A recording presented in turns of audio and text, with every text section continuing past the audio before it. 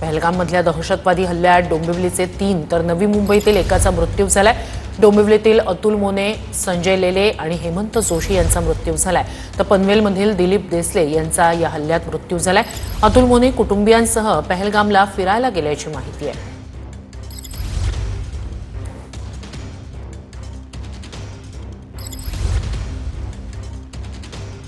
तर डोंबिवलीतील अतुल मोने, संजय लेले आणि हेमंत जोशी अशा तिघांचा या हल्ल्यात मृत्यू झालेला आहे। तर डोंबिवलीतील अतुल मोने हे कुटुंबियांसह त्या ठिकाणी गेलेले होते। आपले प्रतिनिधी कृष्णा सोनारवाडकर अतुल मोने यांच्या डोंबिवलीतल्या घराबाहेरून आपल्यासोबत जोडले गेलेले आहेत। कृष्णा, डोंबिवलीतल्या 3 पर्यटकांचा या दहशतवादी हल्ल्यात मृत्यू झालाय, त्यातले अतुल मोने ज्यांच्या घराबाहेर आता तुम्ही उपस्थित आहात, अतुल मोने यांचा मृत्यू झालाय, त्यांच्यासोबत त्यांचं कुटुंबीयही तिथे फिरायला गेलेलं होतं, त्यांच्या संदर्भातले अपडेट्स नेमके काय आहेत? श्रुती, आपण पाहतोय की पहलगाममध्ये जो काही भ्याड हल्ला झाला त्यामध्ये डोंबिवलीतल्या तिघांचा मृत्यू झालेला आहे आणि तिन्ही कुटुंब ही एकमेकांसोबत फिरायला गेलेली होती, नातेवाईक होते आणि याच श्रीराम अचल बिल्डिंगमध्ये अतुल मोने हे कुटुंबासह राहत होते। त्यांच्या घरी त्यांची पत्नी आणि त्यांची मुलगी होती आणि हे संपूर्ण कुटुंब जम्मू काश्मीरला आपल्या 2 नातेवाईकांच्या कुटुंबासहित फिरायला गेलेलं होतं आणि जो काही भ्याड हल्ला झाला त्यामध्ये या तिन्ही जणांचा मृत्यू झालेला आहे।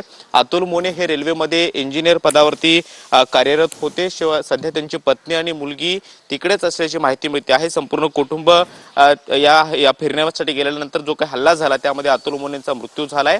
त्यांचे नातेवाईक आता जम्मू काश्मीरच्या दिशेने रवाना झाल्याची माहिती मिळते। मात्र या श्रीराम अचल बिल्डिंगमध्ये हे कुटुंब राहत होतं, दुसऱ्या मजल्यावरती त्यांचं घर आहे।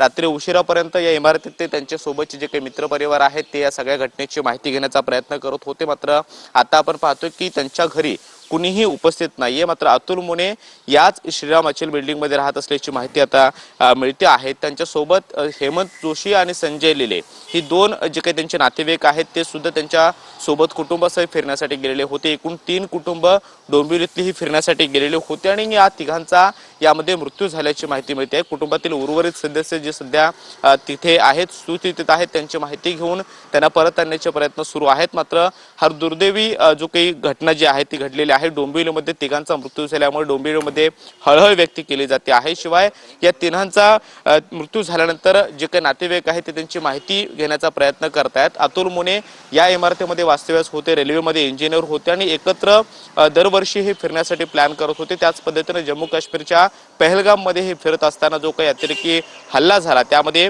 विशेष म्हणजे धर्म विचारून अतिरेक्यांनी गोळ्या घातल्याची माहिती सुद्धा तिथे समोर येते आहे। त्यामुळे या सगळ्या घटनेने हळहळ व्यक्त केली जाते।